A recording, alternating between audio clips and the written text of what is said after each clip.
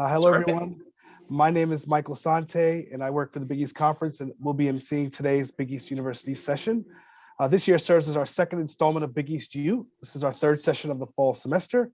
As previously communicated, our focus this semester has been on the emerging space of name, image, or likeness, affectionately known as NIL. And we're really excited about this semester's curriculum and hope these sessions can assist you all in identifying, cultivating, and expanding your knowledge base in and around opportunities to profit from your NIL. So far, we've had the opportunity to engage with a variety of industry experts in the social media and entrepreneur space. And the emphasis for today's session will be on managing your personal brand. Our speaker today brings a wealth of experience in talent management and brand development and expansion, which will be of tremendous value to you as you navigate your journey. Our session will run for about 45 minutes, with the final 15 minutes including questions from the audience, or maybe even questions throughout the session, depending on how it goes. We encourage you all to use the chat function responsibly over the course of the session and submit any questions you have via the Q&A function on the toolbar below. Interviewing today's speaker is Monica McNutt. Monica is a former Georgetown women's basketball student athlete and currently serves as a basketball analyst for ESPN, covering NBA, WNBA, and men's and women's college basketball, in addition to serving as an in-studio analyst for the New York Knicks. Monica is also the host of MSG PM on MSG Networks and has covered the 2020 Summer Olympics for NBC. Just last week, Monica was selected by The Athletic as one of 40 under 40's rising stars in men's college basketball. Congrats to you on that, Monica. Thank you. Our featured speaker today is Constance Schwartz-Marini, co-founder, partner, and CEO of Smack Entertainment, a talent management firm, business incubator, and Emmy-nominated production company founded in 2010 alongside Pro Football Hall of Famer Michael Strahan. Constance's distinguished career includes a decade working at the NFL, where she held positions in television programming, corporate sponsorship, special events, entertainment marketing, and player engagement. After the NFL, Constance joined the firm, where she rose through the ranks and created their first strategic marketing and sponsorship division. Constance also led the team that oversaw Snoop Dogg's career, where she spent nearly a decade elevating his prominence as a multi-platinum selling rapper, singer, songwriter, producer, and entrepreneur. However, she's most proud of helping him launch the Snoop Youth Football League, which has seen dozens of kids play Division I football, and about a dozen of those individuals are now playing professionally in the NFL. Constance at Smack manages a roster of top media, entertainment, and sports personalities, including 3 Pro Football Hall of Famers by the likes of Michael Strahan, Tony Gonzalez, and Deion Sanders, as well as Aaron Andrews, Kurt Menefee, Brian Arakpo, Michael Griffin, the Bella Twins of WWE, October Gonzalez, Shante Brodus, Brian Henson, and Wiz Khalifa. Additionally, Constance is the architect behind Michael Strahan's rapidly expanding empire. She has led his career transition from Super Bowl champion to Emmy winner entrepreneur, New York Times bestselling author, and one of America's top media personalities. Monica and Constance, thank you for joining us. And Monica, I'll turn it over to you to start. Listen, I like the idea of Monstance. That means we can team up, and I can have some of that star power. Done. If I can get some of your energy, I'm with it.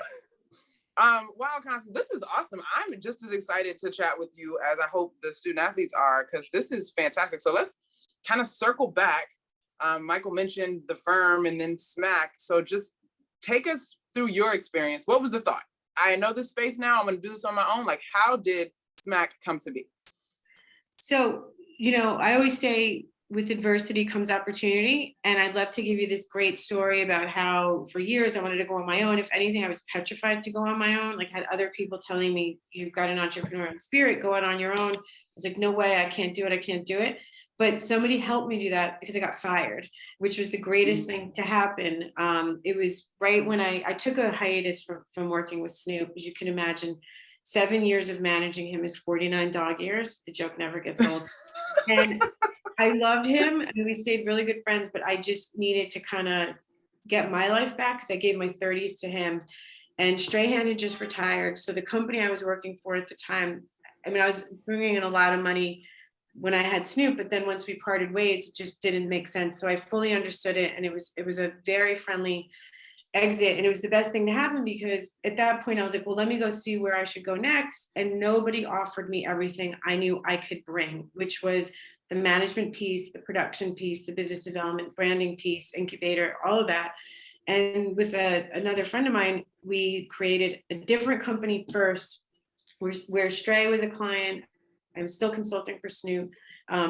Coach Prime, now not Deion Sanders, was a client, and we just decided to go for it. And then after it was less than a year of managing Strahan, he was just always in my meetings, asking me to take all these other meetings, driving me a little crazy. And I said, listen, why don't you just take control, own your power, similar to what Jay-Z had just launched with Rock Nation, or Bon Jovi with his own company, and come in the fold and do this yourself, which he did. And, you know, I just had lunch with the head of 160 over 90, which is a great marketing agency. And he said, and he knew me back when I started at the NFL 30 years ago as an assistant. And he said, did you think this is what you'd be doing right now? I said, absolutely not. Like, I always knew I had huge aspirations and busted my butt, and hard work really does pay off. But I did not think I'd be, you know, where I sit today. And obviously, you know, sitting here speaking to the Big East, which holds a special place in my heart, because I got to go to the Big East when I was in college. I went to SUNY Oswego. We didn't have, you know, all the fanfare and the big teams, but through friends of mine that went to Syracuse, they said, come down. And it was in that moment, I was like, this is just such an awesome organization and experience. So. I do want to say this to our audience. Constance and I are all about you guys engaging. So if questions pop up, please go ahead and populate them in the chat. We don't necessarily have to wait until we get to questions at the end, because we want this to be engaging, like a conversation. And so that's my style. And so something you said, Constance, you said you jumped out, you're going to do this thing. You asked Michael to come on board with you, and you were taking a bunch of meetings for him. What did the actual steps start to look like? Because I think branding and marketing can kind of be this nebulous idea, but like, what was the first deal that you were like, okay, we're moving? I'll go with Michael specific. He'd had a deal that existed before we started officially working together. He and I were friends for years before I started at the NFL. That's where I met him. And when they went to renew it, I said, this creative doesn't really fit for you. And he said, but it's a huge check.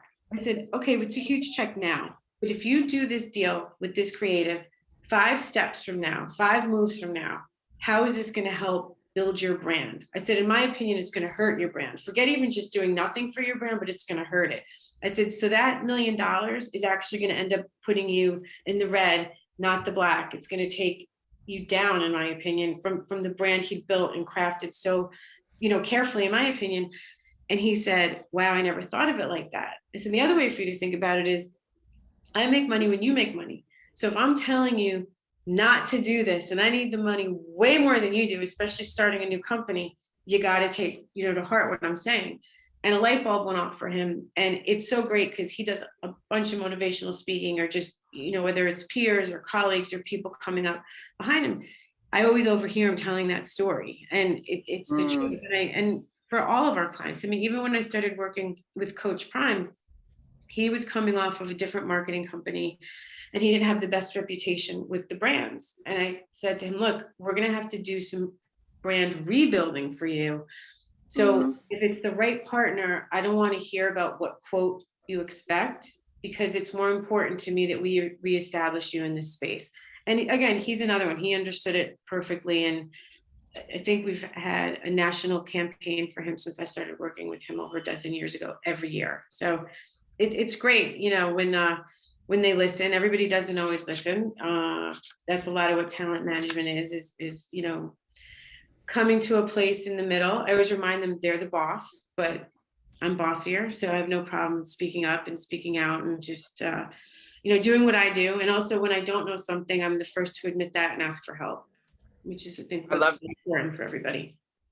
I love being bossier and absolutely owning that. Okay, so Michael Strahan and Coach Prime, we may have some of those type of caliber people watching and listening and learning right now, but for the here and now, NIL is this brave new world. How would you advise some of our student athletes as they are looking to begin to build a brand, or hopefully nobody has any rebuilding work to do, but maybe they do. How would you advise them to go about it now in their late teens, mid 20s, early 20s? We're actually working with Shador Sanders and Shiloh Sanders, who are Coach Prime's sons that play football for him at Jackson State. So we got a crash course in NIL real fast, because leading up to it, it was just the wild, wild west. And it was also a lot of being careful, because we didn't want to go too far. And I think probably that's why Michael didn't, say that we represented them, because until we were covered with making sure we had an agent's license in the state of Mississippi, we had to be super careful to make sure we didn't breach anything or put anyone in a bad way with compliance. So the speech that I gave to the whole Jackson State football team on July 1st was, make sure you're going to your coach or an advisor or somebody who knows this space, because you are always going to have to pay Uncle Sam. There's no way around that. So when you do an NIL deal, make sure that you either put the money aside for your taxes, or see if they could even take the taxes out for you immediately. And that sounds so silly and so basic, but if no one's teaching these kids, I mean, I know when I was in high school, and not a professional athlete by any means, student athlete, I wouldn't have known to tell that. And I think that's really where this happened so quickly, that students didn't have the chance to like get a download. Like there's no NIL 101. It was just like, okay, gates are open, go for it. And I do think a lot of people did that intentionally. So there was potential failure. So you really have to be careful and make sure, check with people that that know more than you in this area. You also have to make sure to have somebody look at these agreements, because I've heard nightmare stories about kids are signing deals that earn perpetuity for their careers when they do want to be a professional athlete. So that's another thing, is look at the term. And then a lot of these companies, that are the portals for it, once you sign your rights away there, they are just able to go and sell the rights to whomever, they think can work. And that was something that I saw happen that very first week, that the kids from the team were calling me and they said, I didn't sign any paperwork with that brand. I said, but you did with the portal. They said, yeah. I said, you signed your rights away. So that's something I think everybody's got to just, look. I'm sure everyone has student advisors. You've got the athletic, team advisors, but even if there's you're friends with people in the law department, like everyone wants to help student athletes, wants to help students in general, just ask for it. I think that's really, really important. Yeah, that's girl. Right. Let me say the tax part, I'm so glad you mentioned that, Constance. And I know that is like a simple thing, but I can tell you, freelancing in my mid to late 20s and the money wasn't coming out, you guys, please be mindful of that, because that's the kind of stuff that will hem you up and trip you up down the road after you think you dealt with it that one year that you may have forgotten. Okay, well, let's go to this then. In terms of aligning with portals, how do you think that student athletes can leverage their platforms? Say you're not maybe the best player on the team, or your team isn't ranked in the top 5 in whatever sport. How do you think they can go about being entrepreneurs in a way that it aligns with their responsibilities as student athletes? What I've seen is a lot of this is either social media based or an appearance based, maybe even a pro social, community tie. Look at what each asset, is offering, each brand, things of that nature, because it's not about just having the winning team. Because in your market, you don't have to be in New York City. You don't have to be in LA. Sometimes it's good to be the big fish in a small pond. There's nothing wrong with that. Leverage it, figure it out, do the outreach, talk to the brands, figure out how can I help, whether it's, again, see if there is a pro-social component to it or just a give back to it, and make sure that your social media is clean. That's another piece of advice I've given everybody, even before NIL deals. Nothing goes away, right? You think you might have wiped something, you think you might have deleted something. The kids all say to me, well, we have Snapchat. You think I can't just screenshot it? It's like we were talking about page 6 before you guys came on. Page 6 has a saying, if you don't want it on page 6, then don't do it. So same thing with your social media. If you don't want it out there, don't post it. It's so different than when I was growing up, but you have to be super, super cognizant of that. I love that. Where we didn't have, the thing that they said to me coming through grad school was, if you wouldn't want it on the front page of a paper, and I don't know how many of these folks read papers, like, don't do it, because it'll be found eventually. Constance, we do have a question. How do you know when it's time to hire a manager? Well, you have to be able to afford a manager. So that's the first thing. That part. Most managers work off of commission. And if you don't have a lot going on, somebody isn't going to be able to put the time, into you that they do their clients that are paying the bills, because at the end of the day, everyone either has a rent or a mortgage, and Mhm. yes, we will invest, in the future, but at the same time, it has to show the upside, the potential, and things of that nature. And the way the NIL deals are, they're not making as much money for somebody, in my position, say that I'm going to make off of a professional athlete and things like that. So get with somebody that sees your potential for sure. And also you have to know that in most instances, it's 10 to 20% off the top. And, that sounds like a lot, but for all the work, I always try to, use the example when I was working at the firm and doing branded partnerships and strategic marketing, whether I was working on a deal for the Dixie Chicks, who were huge at the time, or Enrique Iglesias, or a baby band, the same amount of work went into it. So just thinking about, like, if my numbers were based off of what I bring in, I'm going to, of course, go and work with a client who's going to make $1 million versus somebody that it's just a $100,000 deal. So it's the same amount of work.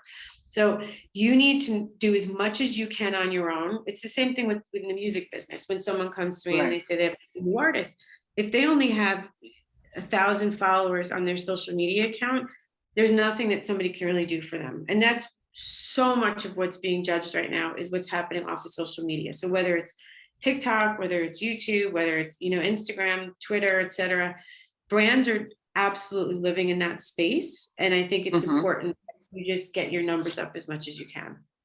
Okay, so that was a great question from Nick. But now I'm thinking, as you told your story, she built her company by leveraging the relationships that she already had. Let's say we're sitting in this space now, we've got student athletes who may have good friends on campus who are in the business school. What would you say if they were looking to partner and kind of navigate the space together? Would you advise them to still look for an advisor, someone like yourself? What would you think about an idea like that? I love it. I actually just had a meeting with a senior who was doing the same idea, but in the music space. She had a client / friend that was in school together, and they were building this business out, which is smart because you both, our company motto is hustle like you're broke. And so you want to make sure somebody's of like mind as you and has the same goals and same work ethic, because you can't outwork your client. You can't outwork the people you're with. Everybody, you lift as you climb. So yes, that's so key. And make sure that you ask all those questions, and make sure you have something in writing. So there's very clear incentives and initiatives and just what the deal is, because too many times, me included, have made the mistake, oh, they're my best friend, this will be fine, it'll be great, we don't need to paper it. And sure enough, things end almost in a lawsuit. So you want to get in front of that right away. And again, if you're going to partner with somebody in your school, that's great, but go to your advisor, go to somebody in the school and say, hey, we want to know what your opinion is, and do you think this will work? I feel I've been going with my belly lately, Constance, when I have these types of conversations, and I want to give our audience tangible, like the to-dos.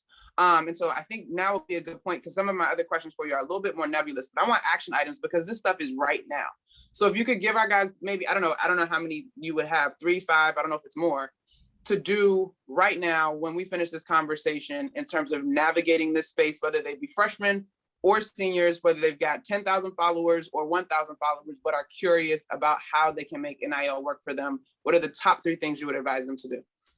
First thing would be look at your alumni base. See who your biggest boosters are. See who your most, successful, prominent alumni are that are involved in the school.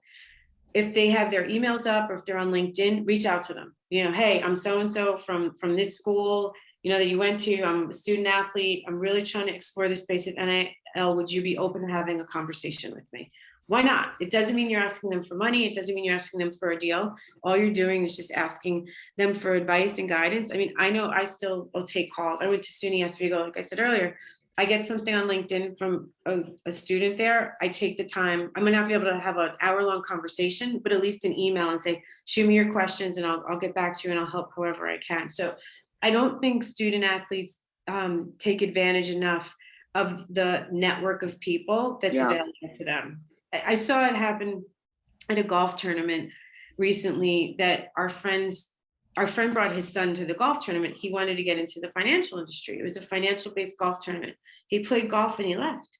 And we looked at our friend and we said, Why would your son have just left? The field he wants to get into, he's got everybody sitting in the clubhouse right now, a couple cocktails in. All he needed to do was network a little. So that made no sense to us. And that, I think, is where a lot of students make that mistake. You've got a whole network of people that are sitting right there, that are cheering their alma mater on, their team. They're buying the Wear by Erin Andrews merch that we make for the women. They're doing, all of that. Take advantage of it. So I think that's number one, the most important thing. Okay, hold on. All right, students, I'm going to type it out. So this is how long it should take you. I hope you guys are writing this down. All right, get with my alumni network. All right, reach out. Action item number 1. Okay, please continue. Okay. Number 1. Number 2, I am not familiar with what the NCAA is offering as guidelines. So if they're not guidelines that you're comfortable with, go speak to your AD or your first AD and make sure you're following everything for the compliance issues. I know, for example, anytime we do something for Shador and Shiloh, even for the team, if somebody's coming to us, we help those kids as well. We immediately call the first AD at Jackson State and we're like, does this fall within compliance? We also have a little bit of a gray area because Shador and Shiloh are coaches' sons. And so coaches aren't allowed to procure deals. And, but you've got Deion Sanders, who's just Deion Primetime Sanders, a celebrity outside of being a coach. So for us, it's different with gray area, but double check with whatever the NCAA guidelines are. And then if you're not sure still, go speak to whoever handles compliance for your school. That's really important. All right. Okay, guys, typing that one up. Okay, 2. By the way, what does your necklace say? Does it say grateful? It does say grateful, yes. I love that. I'll have to send you the link. It's my homegirl's business and it's Giving Tuesday and all those things. You can get you one too. Send it because Christmas is right around the corner. I have lots of gifts to There us. it is. Thank you. And then the third thing, if they haven't done this, again, it seems a little silly, but open up a bank account. Make sure, again, that you've got some advice. I mean, even if it's H&R Block, right? You see those ads all the time. Sure that you're protecting yourself with the finances, paying the taxes, putting that money aside. Don't go buy the first gold chain, or anything like that. Don't go buy a car. Like, make sure you're putting some money away just in case, for a rainy day. I know for me, my first job, I had access to a 401k plan.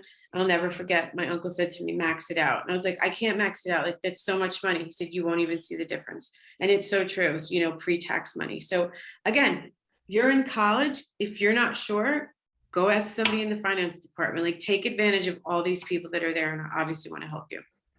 I love that. All right, guys, please don't be hesitant to jump in with questions, but I will keep going because I know I have plenty of questions. All right, so those are top 3. Do we have more constants or do we? No, I think those are my top 3. Okay, those are top 3. All right, so now let's figure out, I'm a student athlete. There's a company that I'm interested in, maybe big company, maybe small company. How do you then go about looking to curate opportunities? How would you advise that way? So I would, if you're not on LinkedIn, get on LinkedIn. Use that as a resource. There was no link. Actually, there was no internet when I got out of college, but there was, so take advantage of all of this, whether it's LinkedIn, Instagram, Facebook. You could DM these brands. Just make sure to, full disclosure, I have your bio sitting right here when I found it. My moderator, I wanted to know about you. So if you don't have a one sheet on yourself, and it doesn't have to be a lot, it's literally just, something as simple as this with your very beautiful headshot. And Thank you. What your stats are, what you've done. Like, I'm a junior at this school. This is the sport that I play. This is the charity or organization I'm involved in. That's very, very important. I know you guys have crazy schedules with your practice and playing and then making sure your grades stay up, but try to align with an organization that's passionate for you. Whatever that is, make sure that's on your bio too. And again, it doesn't have to be a lot, just one sheet with a couple bullet points even, and a picture and your student logo. It's almost like, a resume, but a little bit more than that. So that's something that how I would do the outreach and have that ready to go. And the same thing on your social media, in your bio, we all have that little line that sometimes we put something cute and clever. If you DM me for opportunities, like things like that, just make sure that you're putting it out there, that you're open and you're interested. I love that. So you got to be proactive. I'm gonna put that on the list of things of notes. Proactive. Okay, so Can I add one more how do thing? you know? This is a question with the we have scripted in Constance, which I think is great. How do you know if a brand or an opportunity is right for you? Oh, that's so funny. Because when I just said I have to add one more thing, but that's what I was going to address.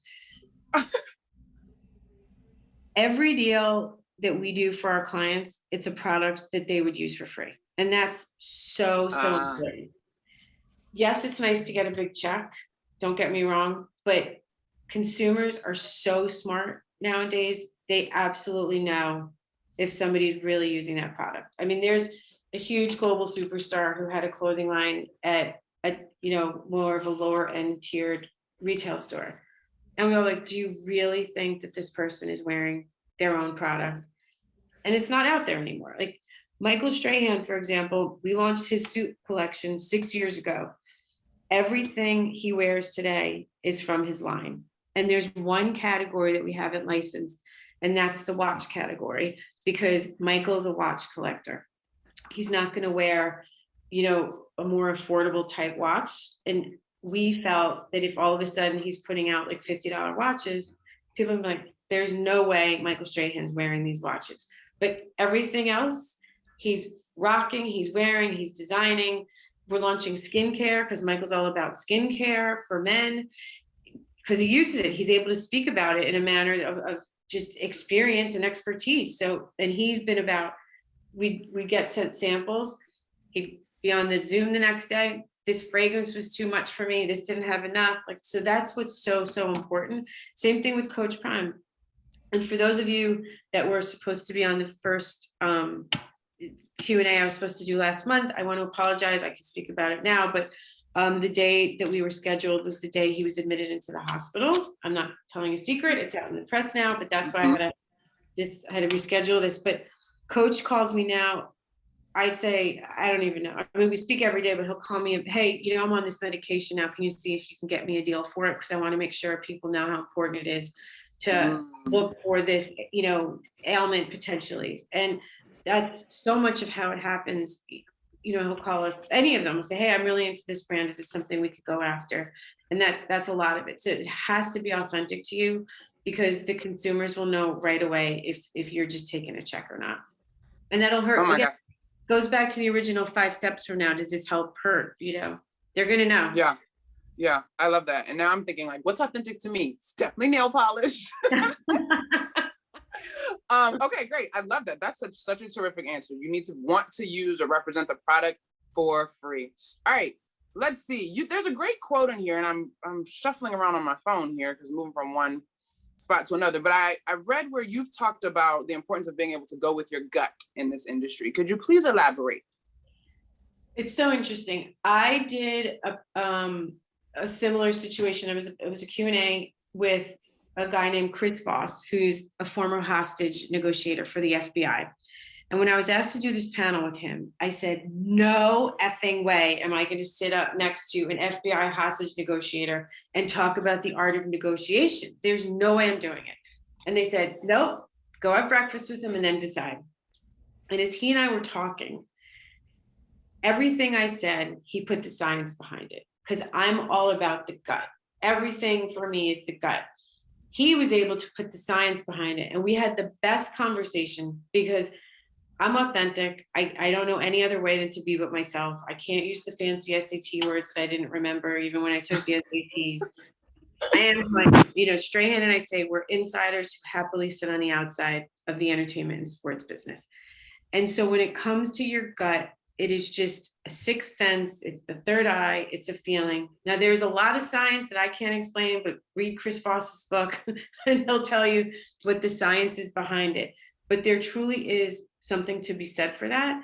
And I would say 9 times out of 10, my gut hasn't steered me wrong. And the couple times I didn't trust my gut, that's the 10th time I'm talking about. There was a few instances where Strahan and I were swayed by some of our advisors to go in this direction.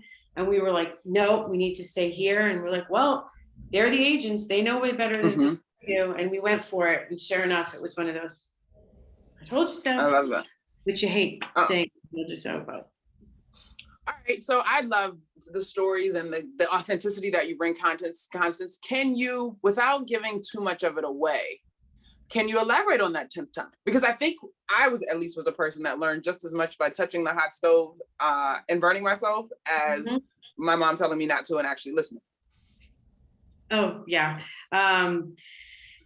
Listen, the one thing is, if you make a mistake, own it right away, right? Like you just have to say, go to your boss, go to your colleague, go to your peer. Hey, this just got messed up. How do we fix it? Because if you don't own these things, they snowball and things just get way worse.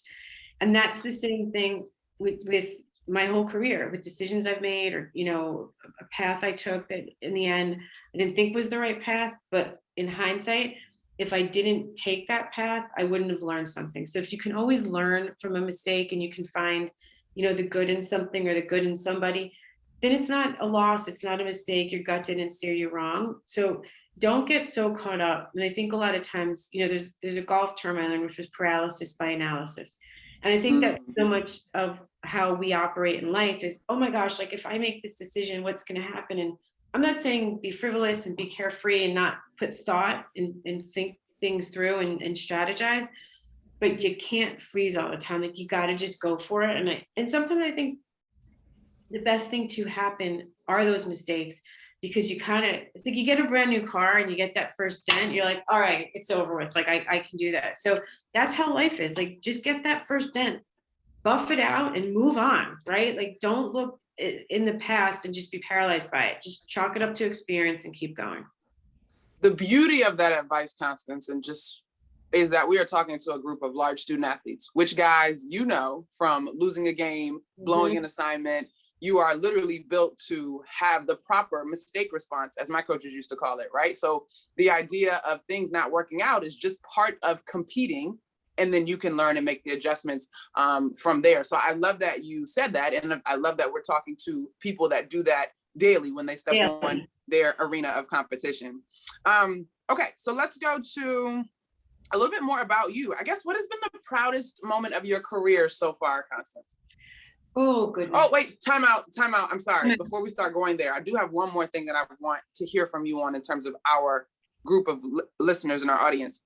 You mentioned with Michael that it was about, how does this look in 5 years? If we're talking freshmen, seniors, maybe graduate students, I think sometimes when you're in school, the 5-year thing looks a little different. And when you graduate, you realize how quickly time moves. How would you encourage them to juggle that and enjoying what is a very unique experience of the collegiate life, in which you're surrounded by your peers at the same age and same interests largely, but also keeping in mind the 5-year thing? And the 5-year thing is also 5 steps. So I don't want people to get too caught up on the 5-year thing, because what I say is like it's really more 5 moves from now.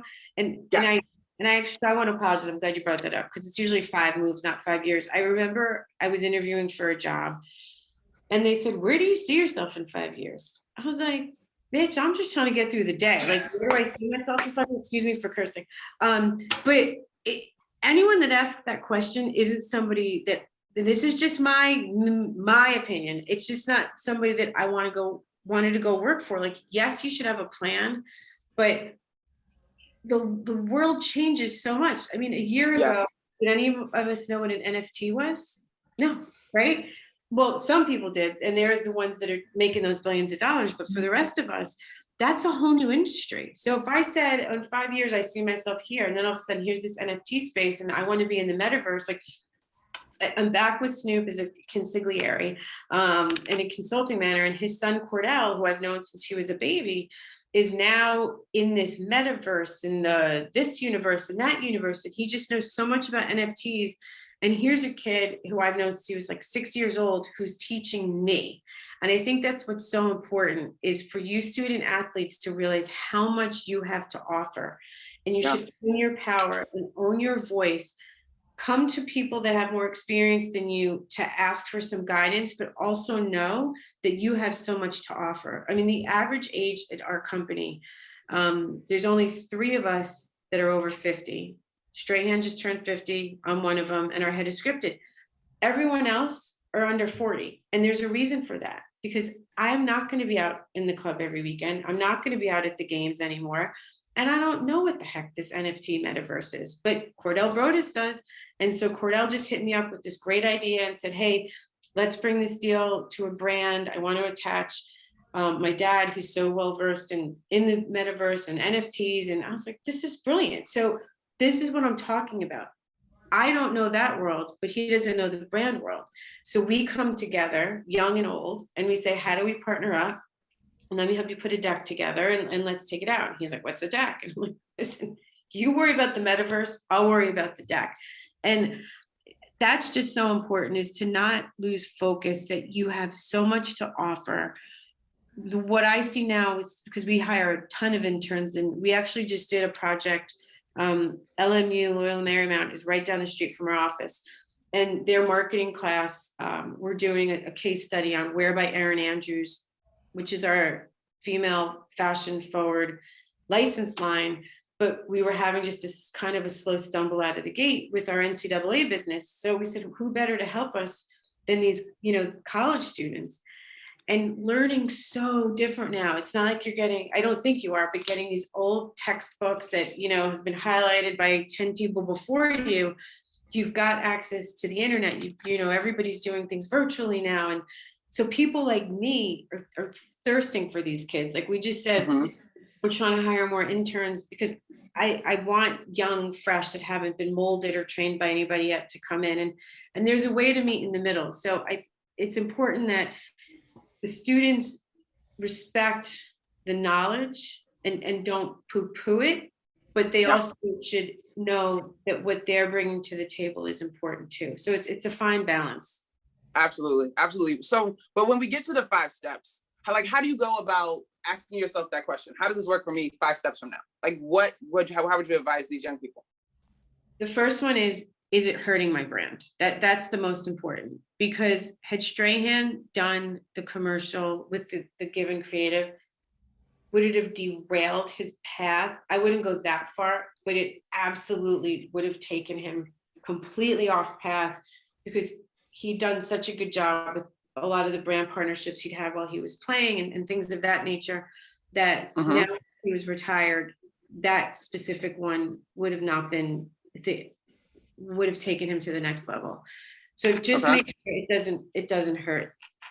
And it goes back to what we talked about a little bit before, is this something, and doesn't have to, I'm not talking about commercials, for example, it could be a job, could be the team, that you're going to do, things like that.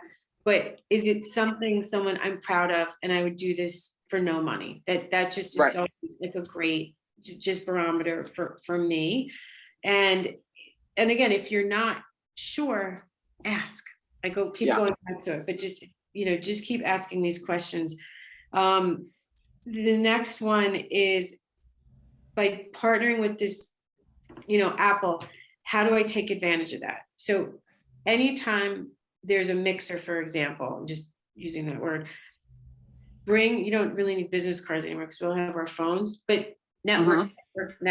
How can, whatever this opportunity that brought me, how can that opportunity take me to the next level? How can I learn from it? There's a saying we had when clients want to do a reality show, it's use the game, don't let the game use you. Because I've seen so many people going into these shows, blindsided, like bright-eyed and bushy-tailed, thinking like, oh, this is just going to be a great way for me to get exposure and get my brand out there. But at the end of the day, these networks or distribution partners are trying to get eyeballs. And a lot of times it's the mess that brings the eyeballs. So don't be taken advantage of. And I say all this with, you have to still be respectful. I had a lunch today with the head of a huge marketing agency, and he's a little older than me, but one thing we're both having trouble adapting to is the voice of the 20-somethings and even the 30-somethings, and saying like, this doesn't work for us anymore. And we're like, well, hold on a minute. This is how it's worked for us all these years. I worked 7 days a week. I worked, till 9, 10 o'clock at night, and everyone's like, not so much anymore. So it's a fine balance. So as I'm giving you these steps, you also have to remember there is somebody paying your check. They're still your boss. So go at things in a more collaborative discussion. We're always open to change.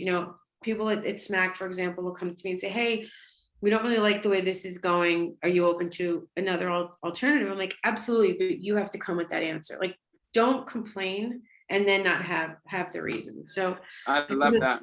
I know those aren't like 5 full steps, but I mean, No, I love it. I'm going with it. Yeah, no, I love these. I mean, and you talked about full transparency. Like when this came across, lots of things come across now, but I was like, oh, the co-founder of Smack. Oh, this just might align well for me. And so I'm learning a ton. Like I got my notes literally. I'm gonna hope that we can continue this conversation after this as well. All right, Constance, let's go through a couple really quick ones. I do want to go back to the proudest moment of your career as a woman in a space that I'm not sure has always been welcoming. I mean, you work with athletes, you work with entertainers, like the whole bit. So what has been the proudest moment of your career? I can't say I have one proud moment. There's every win is a win. I've become really good friends with Maverick Carter, LeBron's partner and childhood friend. And this was just even over the last year, he taught me something, and he said, you have to celebrate every win. Because what happens with me is I'm so, okay, this is great, but what's next? Okay, this is great, but what's next? And so proud moments are taking a breath, stopping, acknowledging it, appreciating it, because there've been so many proud moments, starting Snoop's Youth Football League 15 years ago, when Snoop was still known as a gangster rapper, right? And when I started working with him and he said, I want to have my own youth football league because I tried to coach my son in Orange County and they didn't want people like me. I said, well, then we're going to create your own league. And we came to New York. We went up to, it was in 280 Park Avenue. And we met with then Commissioner Tagliabue and now Commissioner Goodell. And again, this league is still going. So many kids, I mean, there's hundreds of kids that played college ball for him, and now a dozen in the NFL. So that was like one of my most proud moments. But just even, I wasn't a talent manager. So when all of a sudden Snoop wanted me to lead his team, that was a proud moment, and it's like you said, I went from being a woman in sports, now a woman in hip hop. It's like, could I pick any more male dominated industry? Like, no. Someone asked me today, is like, who's a female role model in my industry? And I don't have one because there aren't a lot of women doing what I'm doing in these fields. Like I have female role models in the entertainment business. One of my closest girlfriends is Stacey O'Neill, who started her own company called Linder Entertainment. She represents Vin Diesel and Amy Adams. And she's a trailblazer for me. And in moments where I'm working on something more in the entertainment space, I literally go, what would Stacey do? So I have those role models and colleagues and friends that I look up to there.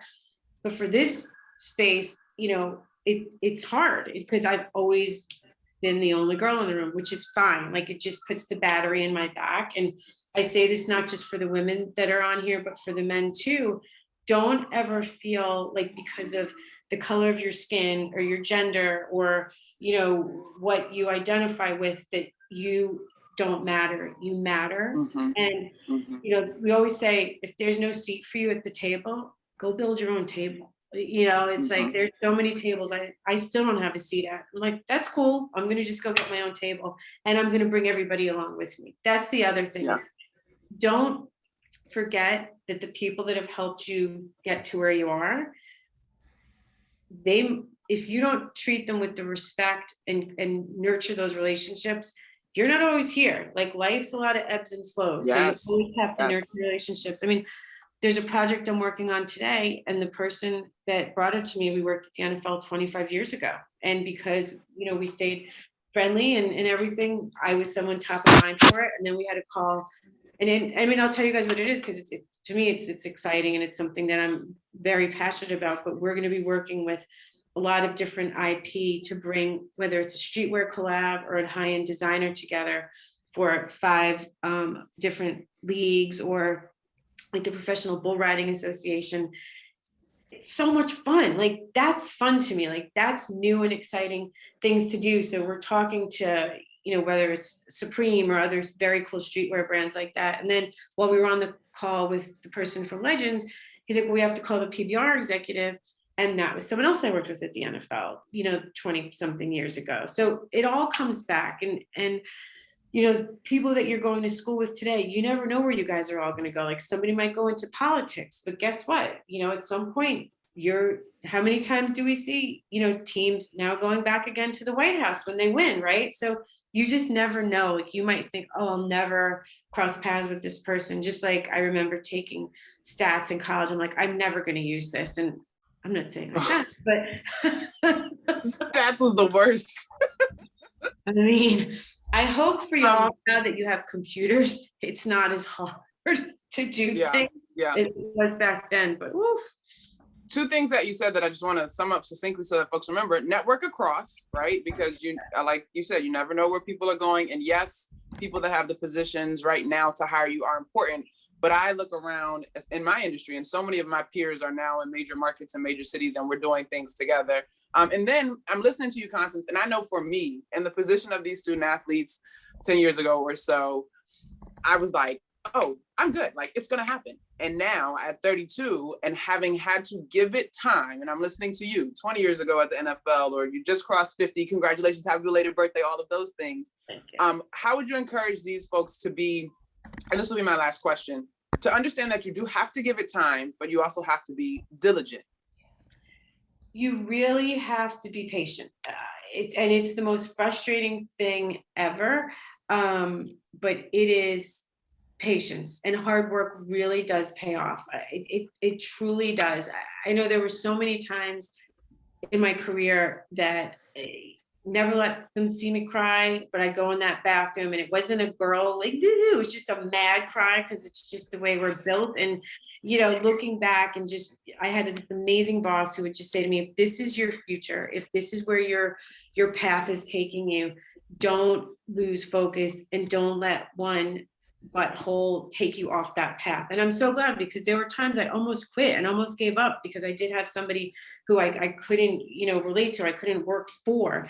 And, up until recently, like, we didn't even have titles here at the company, because I never wanted my team to feel inferior or smaller in the room. We've recently given them titles, because this is a perfect example that when we came back from the pandemic and things were different, and they said, you know what, we feel that in order to be heard or be seen in some of these other industries, it's important that we have a title. I said, okay, great, let's have titles then. So that was important, but you just really can't give up.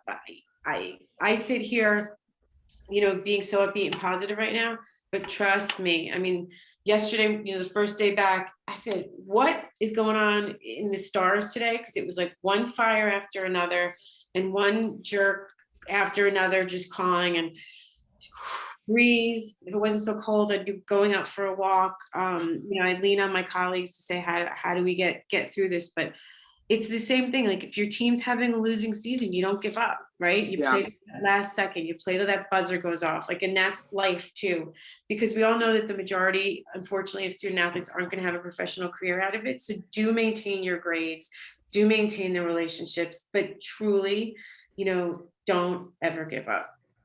Constance, you have been incredible. Michael's going to hop back in to wrap this thing up, but just really quickly, in case folks weren't doing notes, we did get one last question, I think. Is that a question? Hold on, let me see here. When finding an intern or hiring someone fresh out of college, what has more influence in your decision, major and GPA, or prior experiences related to that position? That's a good question. That's a great question. I don't even ask what school they went to. So if anyone's on here that's not in some fancy big Ivy League school, don't worry about it.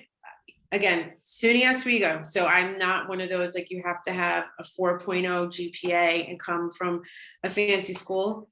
I want to know what you're doing in your off time. I want to know what your passions are. I want to know if you're reading about things that are in your major or that interest you. And I just want to know how hard you're going to work. Pulling up in a car that your parents bought you with all your bling at 20 years old, not so much. Like, it's like, because that to me just means it's being handed to you, and you're not going to come in and thrive and drive and have the passion and the commitment for it. So don't get caught up on the school or the GPA. It's more about, what's your major, what are your interests, again, what's your cause. I work closely with a lot of veterans. That's just passionate for me, but we try to help a lot of other people, but that's something that I work closely on right now. And mentoring, I was a big brother, big sister, just things of that nature. Not saying, again, to fail. That's not what I'm saying at all. I just want to be very clear on that. But I don't want you to have that pressure on you that if you don't have that 4.0, you're not getting in the door. That's not true. Yeah, love that. There are many ways to whatever your destination. And quite honestly, y'all, sometimes it's about the journey. Even no has its purpose too. 1,000%. Well, thank you all so much for that conversation today. I wrote down a list of notes myself here. I must say, Constance, to get that first Damn It, Buff It Out, I think that's going up on my wall here. that's a really good one. So I appreciate you all, in this conversation today and sharing this valuable information with our students. I also wanted to shout out Nick Pronovost, who did ask those 2 questions. Yes, thank you, Nick. Those were great. Yeah, Nick, I'll be in your inbox. We're going to get you something to take care of you because I appreciate you jumping out there and making yourself vulnerable in some of these questions. So much appreciated. I have no doubt that our student athletes benefited from your remarks today. Monica and Constance, you all had a great chemistry on. You touched on a lot of topics, and I really appreciate you all's opportunity here and taking the time out of your schedule to pour into our student athletes. This session will conclude our Big East University programming for the fall 2021 semester. We will be returning with a session dedicated to financial literacy in January. The date and time will be shared once we've confirmed that information. Thank you all again for joining us. Happy holidays and good luck during your finals this year. Yes, good See you guys luck. later. Thank you, Constance. Thank you, Michael. Thank you, Michael. Thank you, everybody.